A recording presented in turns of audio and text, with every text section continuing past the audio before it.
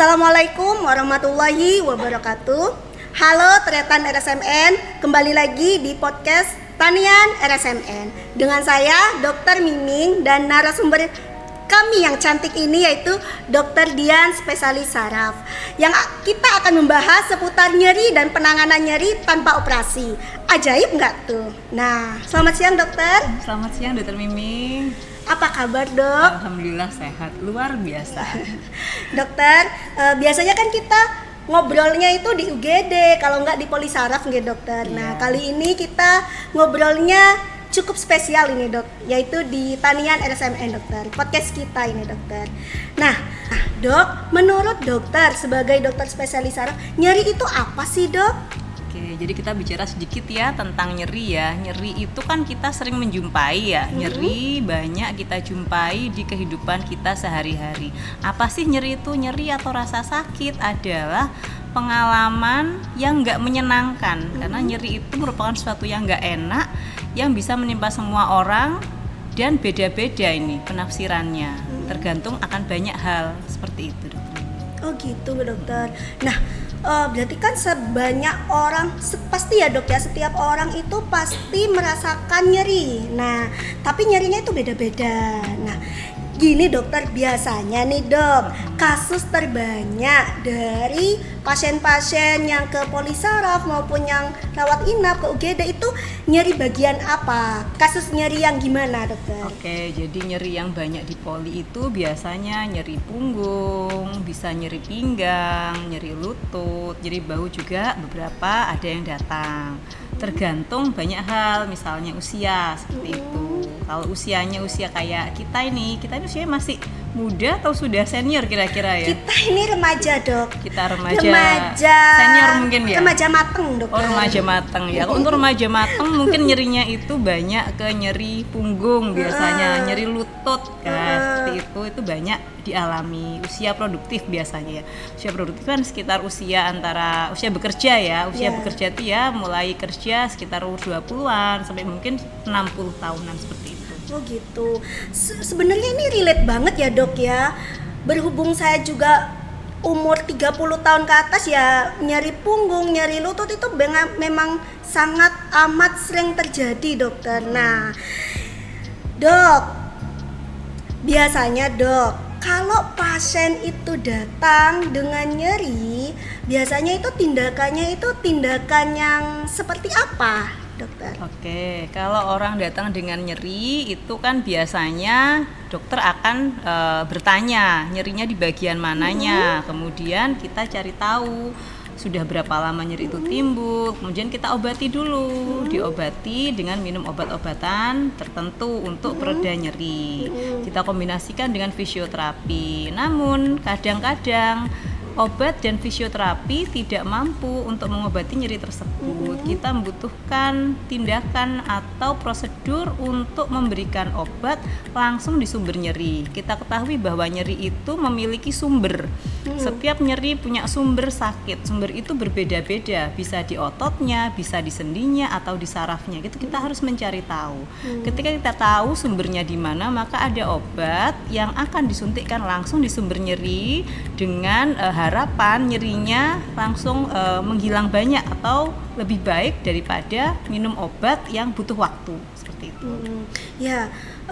Biasanya banyak pasien kita dok dengan obat itu kan memang ada efek sampingnya ya dokter. Salah satunya GI tract bleeding dan sebagainya, nyeri ulu hati, emah dan sebagainya dokter. Nah, saya rasa dok dengan adanya intervensi nyeri ini tuh lumayan membantu kami yang kaum jompo ini dokter, setengah jompo lah dok, membantu kaum kami yang setengah jompo untuk mengurangi obat. Nah dokter, ini dok manajemen nyeri dengan USG, saya pernah mendengar dokter ada manajemen nyeri dengan USG gitu dokter. Itu sebenarnya apa ya dok? Saya pernah mendengar, saya pernah membaca itu. Itu sebenarnya apa sih dok? Kayaknya Tretan RSMN ini perlu tahu dokter.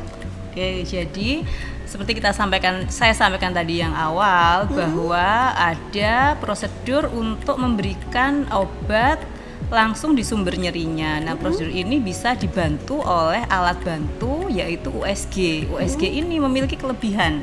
Kelebihannya adalah dia bisa dilakukan di tempat praktek, kemudian tanpa radiasi, kemudian bisa tahu, pasien bisa langsung tahu sakitnya di mana, kemudian kita berikan obat, pasien tahu obatnya dimasukkan kemana dan tepat sasarannya karena kita menggunakan panduan. Kalau misalnya pemberian obat melalui suntikan itu tanpa dikerjakan dengan bantuan USG, maka ada resiko obat tersebut tidak masuk ke tempat yang benar, bisa saja masuk ke pembuluh darah misalnya, dan akan memberikan resiko bagi pasien tersebut. Oh gitu ya dokter. Jadi prosedurnya kita USG dulu, habis itu kita tahu nih mana yang akan kita suntikan gitu. Gak cuma dokternya kalau gitu yang tahu ya dok ya, baik pasien, keluarga pasien juga bisa melihat langsung gitu ya dokter ya. Wah, ini menarik sih dokter, menarik banget. Ini dokter, kan kita memasukkan obat dok ya. Ya walaupun dengan di USG habis itu kita memasukkan obat, itu ada efek sampingnya nggak dok? Efeknya samping nyerinya ketika kita memasukkan obat gitu dok. Jadi namanya disuntik ya, pasti ada rasa sakit waktu pemberian dan tergantung juga tempat suntikannya di mana nih. Kalau suntikannya itu butuh dalam, misalnya nyeri yang di punggung atau di bokong yang tempat suntikannya atau tempat sumber nyerinya itu dalam, maka kita perlu suntikan yang lebih dalam dan rasa sakitnya tentu ada. Namun rasa sakit yang timbul biasanya tidak sesakit dari penyakitnya sendiri. Jadi lebih sakit rasa sakit karena penyakitnya dibandingkan rasa sakit karena prosedur tindakan seperti itu. Dan itu cuma sekali kan dok? Dan maksudnya itu tindakan sekali, bukan yang kalau nyeri punggungnya ya kan kita hampir tiap hari ya dok ya. Bisa juga sehari itu bisa 3 kali, 5 kali kayak sholat itu bisa gitu. Nah kalau tindakan itu berarti cuma sekali pakai, bukan sekali, maksudnya sekali sakitnya waktu tindakan itu aja gitu. Pas tindakannya ada rasa nyeri nggak dokter? Setelah tindakan kita biasanya mengevaluasi apakah ada nyeri yang timbul tambahan setelah suntikan, kemudian apakah ada alergi karena memang beberapa pasien atau obat tertentu bisa menimbulkan alergi pada pasien. Bila aman, maksudnya nggak ada keluhan tambahan, maka setelah prosedur atau tindakan suntikan pasien bisa langsung pulang seperti itu. Dokter, tadi itu kan ada sensasi nyerinya ketika dimasukkan obat gitu. Berarti kayak disuntik biasa gitu nggak dok? Jarumnya itu orang itu pasti nanya, biasanya pasien-pasien itu nanya gini, dok jarumnya itu besar atau kecil gitu. Nah itu jarumnya itu tergantung tempat suntikannya. Kan tadi sudah disampaikan sebelumnya, sakit kan macam-macam ya, tempat sumber sakit di mana macam-macam. Bisa di permukaan, agak permukaan atau lebih dalam. Maka semakin dalam maka jarum yang dipakai juga lebih panjang. Nah, obatnya juga ya lebih banyak, rasa sakit juga lebih ada dibandingkan kalau kita menyuntikkan di tempat yang lebih permukaan. Namun itu tentunya rasa sakitnya sebentar aja. Harapannya berikutnya pasien tidak mengalami rasa sakit berkepanjangan lagi. Gitu dokter. Nah, ada pengulangan nggak dok?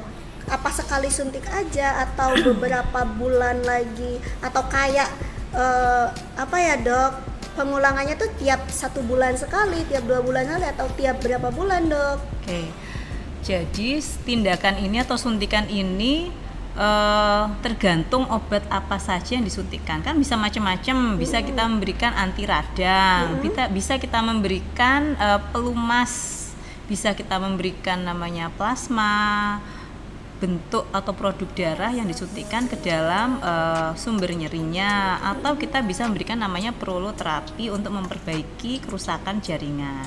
Nah, untuk obat anti radang atau steroid biasanya itu kita berikan maksimal 3 kali dalam setahun, tidak boleh melebihi itu untuk disuntikkan di tempat yang sama karena akan ada efeknya. Untuk steroid itu kalau sudah diberikan awal biasanya 1 kali, kalau memang penyebabnya karena radang ya akan membaik dan tidak perlu diulangi lagi. Beda Kalau itu proloterapi untuk memperbaiki kerusakan jaringan, maka perlu dilakukan pengulangan sebanyak 3 atau 4 kali dengan selisih jarak 2-3 minggu, kira-kira seperti itu. Nah, dok, boleh nggak sih dok kita contohkan mungkin ada kasus-kasus teman-teman pasien-pasien RSMN ini yang melakukan tindakan itu, atau dengan biasanya kasus apa sih dok biasanya dok? Iya, jadi emang banyak datang ke polisaraf adalah kasus nyeri pada daerah lutut, kemudian nyeri punggung. Namun yang sering melakukan tindakan suntikan yang sering dan banyak kita kerjakan adalah nyeri di lutut ya. Seperti kita tahu, lutut kan merupakan alat atau organ tubuh kita dengan beban terberat, karena dia harus menopang berat badan kita. Maka sering muncul keluhan di lutut seperti itu. Nah, pasien-pasien ini sudah diberikan obat-obatan nyeri untuk awal, kemudian untuk mengurangi rasa nyeri, dilakukan fisioterapi, namun ternyata tidak memberikan hasil yang signifikan atau masih tetap nyeri, karena memang aktivitasnya tetap dikerjakan seperti itu yang dihindarkan, kemudian tidak mengurangi berat badan, gaya hidup juga tetap. Nah, kita bantu dengan tindakan suntikan. Setelah kita lakukan tindakan suntikan, pada saat selesai tindakan nyerinya membaik, dan memang pasien itu banyak yang tidak mengeluhkan nyeri dalam beberapa bulan ke depan. Namun itu juga harus benar-benar dijaga. Satu, modifikasi gaya hidup ya, kita harus mengurangi atau menghindarkan hal yang menimbulkan rasa nyeri. Apa saja itu? Kurangi berat badan, seperti itu. Iya, itu berat badan yang agak susah dokter. Memang ya, itu kayaknya semua orang mengalami, walaupun kita ngomong ke pasien kayaknya kita jadi nunjuk ke kita gitu ya. Nah, seperti itu. Terus selain itu dok, selain mengurangi berat badan, aktivitas mungkin dokter? Aktivitas ya, mungkin dari aktivitas yang berat ya, maksudnya kalau naik turun tangga sementara mungkin jangan dulu atau dikurangi seperti itu. Minum obat teratur, seandainya sudah semua dikerjakan. Nah, kalau misalnya sudah mentok istilahnya, boleh dipertimbangkan dilakukan tindakan suntikan, karena suntikan ini juga memiliki kelebihan kan. Kalau orang banyak minum obat, biasanya orang banyak gini, dok apa nggak bikin ketergantungan kayak gitu ya. Nah, memang minum obat ini kalau memang nggak dipantau sama dokter, dia bisa menimbulkan efek-efeknya tadi dokter Ning sudah bilang, ke saluran cerna, mungkin mual, sakit lambung, bisa lambungnya mengalami perdarahan, atau ada gangguan ginjal kalau terus-menerus jangka panjang seperti itu. Maka kita harus memberikan alternatif pada pasien untuk membuat pasien ini bebas atau berkurang banyak rasa nyerinya dengan memberikan obat di sumber sakitnya dan efek samping yang minimal. Gitu dokter. Nah, ini lagi dokter, biasanya dok kan pasien itu sering bertanya dokter, gini dok, untuk kasus nyeri nih dok. Nyeri itu kan ada yang nyeri waktu itu juga akut ya dok, ada yang nyeri kronis dokter yang memang sudah berbulan-bulan dan sebagainya. Nah, kebanyakan pasien saya itu yang nyeri akut ke kronis dokter. Nah, itu dok, apakah untuk tindakan intervensi nyeri ini, apakah nyeri yang akut apa yang kronik? Apakah pasien dengan nyeri akut itu bisa ditindak juga dokter? Oke, gini. Jadi nyeri itu sebenarnya metode perlindungan diri kita ya. Jadi nyeri itu perlu. Kenapa? Kalau ada rangsang atau hal yang membahayakan, kalau nggak timbul rasa nyeri maka kita nggak waspada kalau itu hal yang membahayakan. Kalau waktunya singkat, maka itu bisa menjadi perlindungan buat kita. Namun pada nyeri kronik itu batasan waktunya kita memakai di atas 3 bulan. Bila nyeri sudah berlangsung di atas 3 bulan, maka dia jatuh pada kondisi yang kronik, patologis, atau menimbulkan rasa sakit atau menimbulkan penyakit seperti itu, maka itu sudah tidak menimbulkan efek proteksi atau perlindungan lagi. Itulah yang harus diatasi. Bisa dikerjakan intervensi nyeri dalam kasus ini. Dan ini masih merupakan tantangan bagi kita praktisi nyeri untuk mengatasi nyeri yang seperti ini, nyeri kronik seperti itu. kalau nyeri kronis dengan waktu 3 bulan dan sebagainya, lebih dari 3 bulan, itu biasanya banyak kasus yang ini dokter, banyak kasus dengan umur yang di atas 60 tahun gitu. Banyak sekali dok pasien-pasien kita dengan LBP dan sebagainya. Nah, 6 bulan dia tidak 6 bulan dia nyeri dan sebagainya gitu. Jadi memang untuk kita ini intervensi nyeri ini sangat benar-benar membantu dokter untuk mengurangi obat-obatan. Karena saya pernah sharing ya dokter ya, kita cerita aja. Saya pernah punya pasien itu yang sekarang umur kurang lebih meninggalnya di umur 80 tahun waktu itu. Beliau itu minum obat anti nyeri dengan merek tertentu. Kita tidak bisa menyebutkan mereknya ya dok ya. Dengan merek tertentu itu kurang lebih selama 30 tahun. Dan itu tiap hari gitu. Mungkin kalau itu sudah ada ini dok, mungkin beliau sudah termasuk nih dok indikasi yang harus kita suntikannya dokter ya. Iya, memang jadi minum obat lagi 30 tahun ya. Iya. Mungkin obat nyeri itu kan memang memberikan rasa nyaman atau mengurangi keluhan sesaat. Nah, dikiranya bisa dilanjutkan tiap hari, padahal tidak bisa diminum jangka panjang dengan efek yang bervariasi, bermacam-macam, bisa tambah buruk. Tapi untuk seorang lansia dengan usia 80 tahun berarti baik sekali juga ya. Iya. Gaya hidupnya kira-kira ya Tapi cukup baik meninggalnya ya. dok, salah satu dari efek samping dari anti nyerinya memang dokter. Gitu.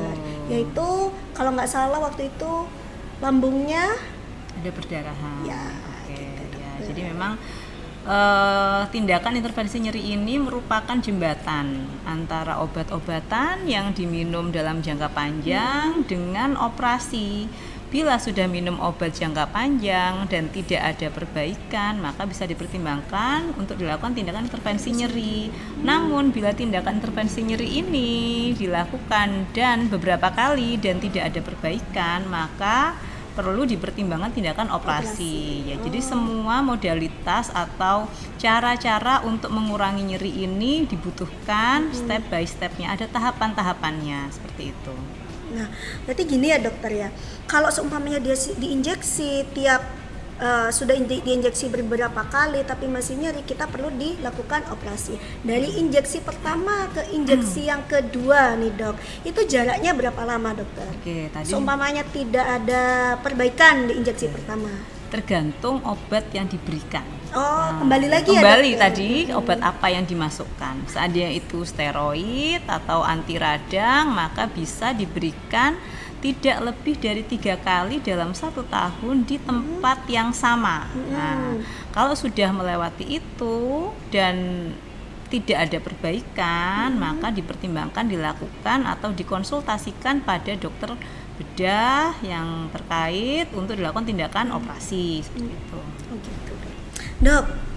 Ini dok, kalau pasien setelah kita suntikan si obat ini, ya, itu kan biasanya banyak nih dok. Saya dok mau habis disuntik, saya maunya langsung kerja ke kantor. Biasa ke poli kan jam 8, anggaplah jam 8 jam 9 habis disuntik udah langsung mau kerja dok. Itu boleh dok kayak gitu? Boleh langsung bekerja, asal pekerjaannya kan tidak berat ya. Maksudnya kan kalau di sini sih pekerjaannya kan bukan pekerjaan yang ringan aja ya, bukan hanya orang kantoran kan. Di sini ada yang kerjanya bertani sebagai tukang angkat-angkat, itu kan pekerjaan berat yang mungkin karena pekerjaan itu yang menimbulkan rasa sakit yang diderita saat ini. Nah, kalau yang pekerjaan berat mungkin jangan dulu atau dihindarkan dulu. Namun kalau aktivitas ringan boleh langsung kerja, jalan biasa boleh, olahraga boleh, jalan, renang dianjurkan seperti itu. Oh, renang malah dianjurkan boleh, ya dokter? Ya. Itu Bukan yang berat. Berarti olahraga pos injeksi itu olahraga masih boleh, tapi boleh. olahraga yang ringan-ringan saja. Ya, tergantung tempat sakitnya di mana ya. Tergantung sekali tempat lagi, sakitnya juga. tergantung. Nge-gym gitu dok? Nge-gym itu, nah fokusnya di mana nih? Yang dilatih apa dulu nih? Iya. Kalau yang dilatih otot kaki, kalau sakitnya lutut, nah berarti kan Nggak boleh. jangan dulu. Istirahatin sebenarnya dulu. Bukan karena dia habis suntik, karena tapi nyeri lututnya ini kan membebani. Nyeri lutut terjadi karena beban badannya dia. Nah, apakah nge-gymnya itu menimbulkan rasa sakit di lutut? Kalau seperti seumpamanya itu. ada rasa sakit di lutut, kita harus mengurangi gitu ya dok. Mengurangi Dihindari dulu. mengurangi hal yang menimbulkan rasa sakit tersebut, Tapi diselesaikan seumpamanya dulu. tidak ada rasa sakit, umpamanya habis disuntik nih saya Aman, enggak enakan, apa-apa, boleh silahkan. langsung sehat, besoknya saya mau nge-gym gitu. Itu langsung angkat yang berat gitu, Ya. nggak pengen yang ringan-ringan, mungkin latihannya latihan bahu dulu gitu. Oh, bahu ya dulu. Chest bahu, dulu ya, Dok, chest ya. dulu, atau Oh, yang ya, lain gitu-gitu. jangan kaki dulu gitu ya, mungkin dia bisa ya benar-benar. relate Iya. ternyata. Istirahatin dulu gitu ya Istirahatin dok ya, dulu. sampai benar-benar Atau oke. ganti cabang olahraga, nggak nge-gym tapi misalnya yoga atau pilates seperti itu. Kalau cowok kan nggak mungkin pilates dokter, banyak ya Pilates dok. itu nggak cuma untuk perempuan. Oh, tapi cowok bisa juga. untuk laki-laki. Yoga juga ada ya dokter ya? Yoga juga ada, Oh yoga laki dan ada. perempuan, gitu. Yoga itu ada yang cowok ya dok ya? Yoga juga ada yang Yoga ada ya. cowok. Soalnya sejauh saya mengikuti pilates ya, anak semua cabur saya dok. Iya, semua Saya cabur ya. cabur ya. Mengikuti FOMO ya pilates. lebih tepatnya Anda FOMO. ya. Ada FOMO ternyata. Gitu ya udah dok, kita kembali lagi nih Kita dok, balik ke balik lagi topiknya, nanti nih dok, lupa, balik ya. lagi ke nyeri dokter, nyeri dan intervensi nyeri tanpa operasi gitu ya dok ya. Nah dok, sebenarnya kan yang paling banyak kita takutkan itu adalah dioperasi gitu kan, dibedah, dilakukan, dibuka, diopen gitu dokter. Nah saya rasa ya dok, dengan adanya intervensi ini orang yang ketakutan untuk dioperasi itu kita harus mengikhtiarkan di sini dulu gitu ya dok ya. Nah dok, seumpama dok, gimana ya dok ya caranya biar gak sampai jatuh ke tindakan operasi gitu dokter. Oke, tadi Kembali lagi, Dok. tahapannya, iya tahapan-tahapannya. Setelah kita tahu nyerinya ada di mana, kemudian kita lakukan tata laksana, berikan obat, kemudian lakukan fisioterapi, latihan penguatan otot, kalau perlu dengan tindakan intervensi nyeri. Terus setelah tindakan intervensi nyeri tersebut juga kita harus melakukan modifikasi gaya hidup tadi ya. Jadi memang kurangi atau hindarkan hal yang menimbulkan rasa nyeri. Apa yang hal kebiasaan yang salah? Tidur miring, banyak duduk itu dihindarkan. Kalau itu dihindarkan maka itu tidak akan berulang lagi sakitnya, dan kita tidak perlu sampai melakukan tindakan operasi. Jadi ya cukup di situ aja gitu. Dok, ada pasien dengan saraf kejepit. Nah, Ya. cerita nih dok ya, ada pasien dengan saraf kejepit. Pasien muda, kayak saya ini dok, Oh iya, masih muda. muda. Pasien yang masih muda dengan saraf kejepit karena paling banyak itu biasanya atlet dok, olahragawan. Oke. Oke, itu bisa dok dengan intervensi nyeri itu. Apa kita langsung tindakan pembedahan gitu dokter? Jadi untuk mengetahui itu saraf terjepit atau bukan, kan kita stepnya pemeriksaan dulu ya. Diperiksa dulu pasien ini sakitnya di mana, lakukan pemeriksaan penunjang yang menunjang diagnosa atau sakit ini memang benar saraf kejepit. Butuh pemeriksaan tambahan kalau saraf kejepit itu ya, dengan foto polos, kemudian rekam otot dan saraf, kalau perlu MRI kalau memang itu saraf kejepit. Namun banyak juga sakit di punggung yang biasanya orang bilang mungkin ini saraf kejepit dok, ternyata bukan saraf kejepit. Ternyata dengan USG kita bisa melihat itu adalah peradangan di daerah tulang sendi panggul misalnya. Itu kita nggak perlu melakukan MRI, kita bisa langsung lakukan tindakan intervensi ini dengan suntikan, tanpa melalui pemeriksaan yang canggih-canggih dan mahal-mahal tadi, dan hasilnya juga akan membaik. Langsung kelihatan. Langsung kelihatan Iya. gitu ya dokter. Nah berarti dok dengan di RSMN ini bisa ya dok ya dilakukan USG untuk menentukan Bisa, di sini bisa dikerjakan tindakan intervensi nyeri dengan panduan USG tadi. Ya. Nah berarti dengan kita ke polisaraf kita bisa tahu oh ternyata ini bukan benar-benar saraf kejepit yang ibu maksud gitu Ya, kan. Kadang kan silakan datang kita untuk periksa. Iya. Ah. Kadang kan pasien itu mohon maaf ya dok ya salah diagnosis gitu dok. Dan Ya. menurut dia itu saya saraf kejepit nih, ternyata setelah diperiksa ternyata bukan gitu. Karena banyak katanya kan, jadi pasien-pasien itu biasanya saya katanya tetangga sakitnya ini dok, saya ini yang mana yang benar. Nah, untuk menghilangkan katanya, marilah kita datang ke dokter di rumah sakit sesuai dengan kompetensi atau keahliannya. Nanti akan ketahuan. Biar tidak katanya-katanya lagi. Itu ya dok.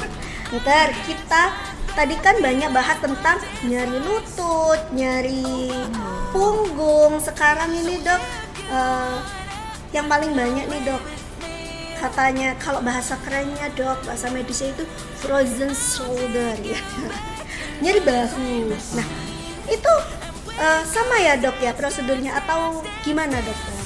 Oke, kita harus tahu dulu nyeri bahunya ini kenapa. Nyeri bahu yang biasanya timbul, yang dikeluhkan pasien-pasien di polisaraf nih seringnya memang kalau orang muda karena cedera, trauma jatuh. Ya habis jatuh biasanya gitu, atau habis ngangkat apa kesleo kayak gitu, atau kalau pada orang-orang yang usianya sudah tidak muda lagi atau sekarang nggak pengenal usia kayak ya stroke. Orang pasca stroke, setelah terjadi stroke kan ada kelemahan lengan dan tungkainya, tangan dan kakinya lemah. Nah karena lemah menimbulkan nyeri juga ya, kalau nggak dilatih akhirnya menimbul nyeri. Ada rasa sakit di sendi bahu. Tindakan ini dapat mengurangi rasa nyeri. Jadi konsepnya tindakan intervensi nyeri ini adalah mengurangi rasa nyeri sehingga kualitas hidup akan membaik, sehingga akan bisa melakukan aktivitas sehari-hari dengan lebih baik, kerja juga lebih tenang karena rasa nyerinya juga berkurang. Namun bukan 100% menghilangkan rasa nyeri gitu. Nah, penyebab terbanyak dokter nih kalau nyeri bahu. Soalnya gini dok, ini kita ngomongin masyarakat ya dok ya. Gak cuman ini orang-orang sekitar saya lah dok. Kalau nyeri bahu itu kaitannya langsung, aduh bahasa Madura ya dok ya. Kolesterolnya naik, aduh tang kolesterol ya aduh asam urat ongke. Itu beda, itu ternyata salah ya dok ya. Jadi kita luruskan dulu, tidak semua nyeri bahu karena kolesterol yang tinggi, dan tidak semua kolesterol tinggi menimbulkan rasa nyeri. Bisa saja nyeri bahu ini tanpa disertai kadar kolesterol atau gula atau asam urat yang tinggi, dan walaupun tinggi bisa aja dia nggak ada keluhan apa-apa. Jadi memang kurang-kurangin itu ilmu ahli nujumnya. Silahkan datang ke dokter di rumah sakit untuk mengetahui memang nyeri bahu ini memang nyeri karena apa? Karena cedera kah? Karena habis jatuh kah? Atau karena memang pernah sakit stroke atau penyebab yang lain. Jadi nanti kita bisa evaluasi dan menentukan tindakan atau obat-obatan yang sesuai untuk nyerinya gitu. Dok, bisa nggak sih dok ini tercover BPJS? Untuk tindakan ini saat ini bisa di-cover BPJS. Jadi catatan RSMN yang mau berobat, yang memiliki fasilitas BPJS silahkan berobat. Nanti kita evaluasi nyerinya dan kita kerjakan atau lakukan tindakan sesuai dengan sumber nyerinya. Jadi prosedurnya itu sama ya dok ya? Sama. Kita minta rujukan dulu di Vaskes 1, baru kita mendaftarkan ke lewat JKN, mobile, terus ke poli, saraf, baru kita melakukan pemeriksaan. Menentukan dulu ya dokter ya kalau ini apa perlu disuntik atau obat dulu atau dibantu fisioterapi, nanti langsung ke poli saraf aja seperti gitu. itu. Lumayan ya dok ya, sangat amat membantu ini dokter, membantu kita banget ini dok. Jadi pasien itu sekarang itu tidak perlu bingung lagi dok. Kadang kan, aduh nggak enak, aku mau kemana ini? Gitu biasanya. Aduh ini, aku mau ke dokter siapa ini? Kita nggak perlu takut lagi, nggak perlu bingung ya dok. Ketika ada rasa nyeri, ada nyeri punggung, nyeri otot atau nyeri lutut, nyeri bahu dan lain-lain, kita langsung ke poli saraf. Di mana yang ada cuman intervensi nyeri ini cuman adanya di RSMN aja dok. Ya saat ini yang ada di rumah sakit di Pamekasan Muhammad Nur Provinsi Jawa Timur. Ya. Keunggulan prosedur ini apa sih dok? Gitu. Oke, jadi tindakan intervensi nyeri dalam hal ini adalah injeksi dengan panduan USG yang memiliki keunggulan satu, bisa dikerjakan di tempat praktek, di poli bisa, nggak usah pasiennya pergi ke ruangan radiologi untuk melakukan pemeriksaan penunjang tambahan. Nah, kemudian dua, nggak ada radiasinya, jadi aman, alatnya sederhana, cepat. Pasien bisa tahu saat itu sakitnya di mana. Kemudian kita lakukan tindakan. Obat ini loh yang dimasukkan, itu loh tempatnya yang akan dimasuki obat, sumber sakitnya di situ. Dan bisa langsung pulang saat itu juga, jadi nggak usah rawat inap.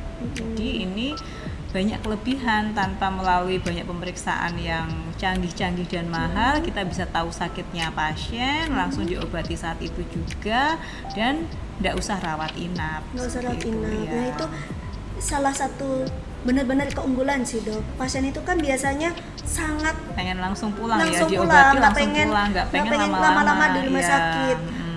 Sebenarnya moto pasien itu gini, lebih baik tidur di rumah daripada tidur di rumah sakit walau fasilitas bintang 5 gitu biasanya dokter. Itu lebih enak gitu Memang, dok. betul sekali. Maka kita menghadirkan di sini alternatif pengobatan untuk mengurangi rasa nyeri tanpa operasi, dengan radiasi yang minimal atau tidak ada radiasinya, sehingga pasien juga bisa mengambil keuntungan tersebut.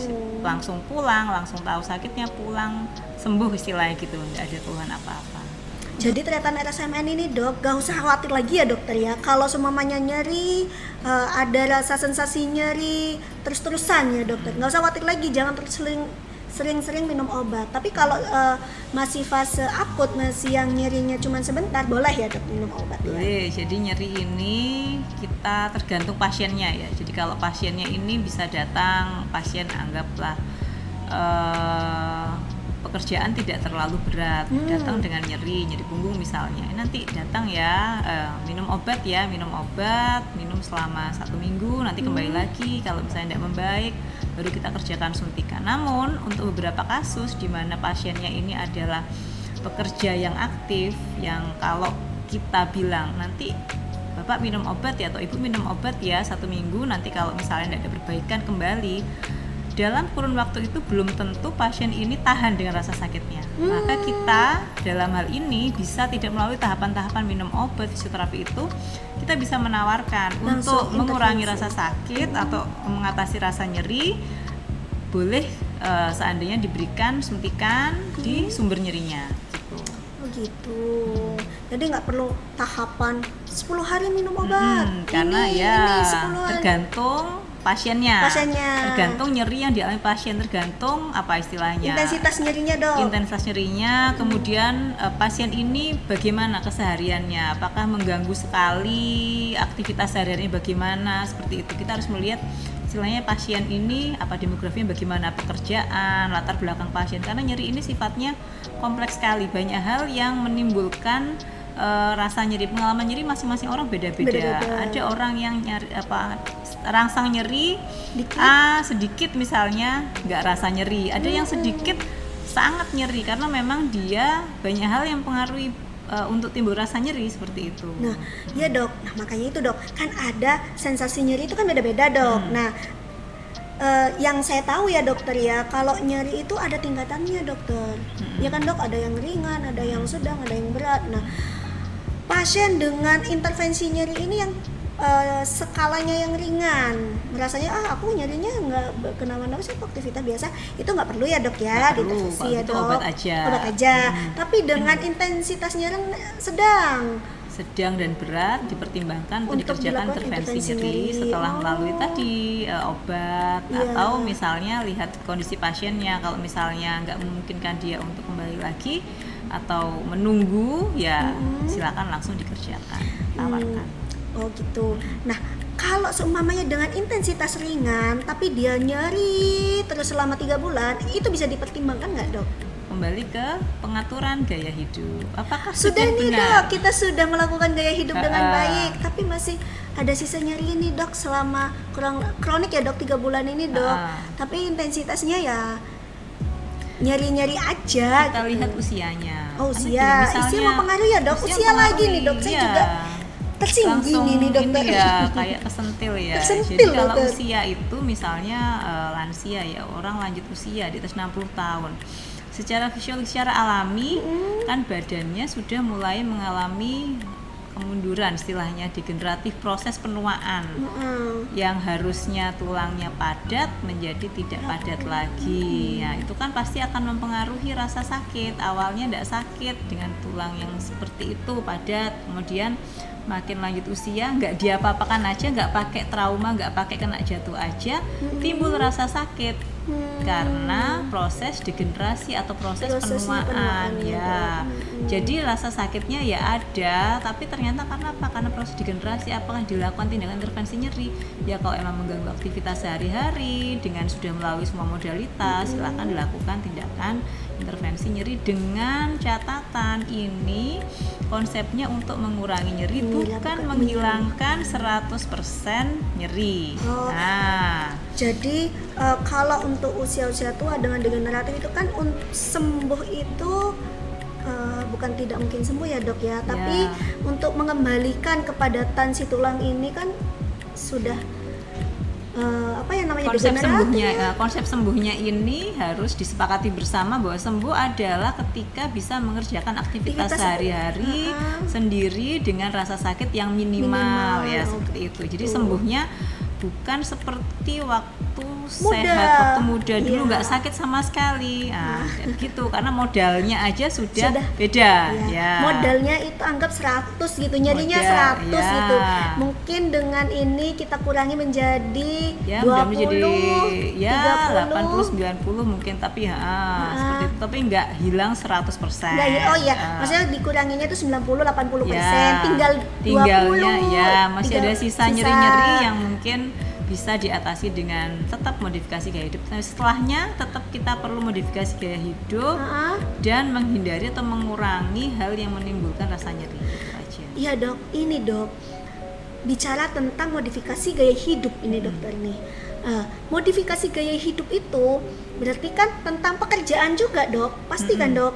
Nah sedangkan tadi dokter kan sempat membahas tuh pekerjaan orang kita, sekitar kita ini orang Madura ini tidak hanya duduk di depan laptop, tidak hanya duduk di ini, tapi ada juga yang pekerjaannya tuh kuli panggul, terus ada yang ke petani tuh juga banyak, nelayan dan sebagainya. Nah untuk menghilangkan si gaya hidup ini itu artinya juga akan mata pencahariannya juga akan terganggu dokter.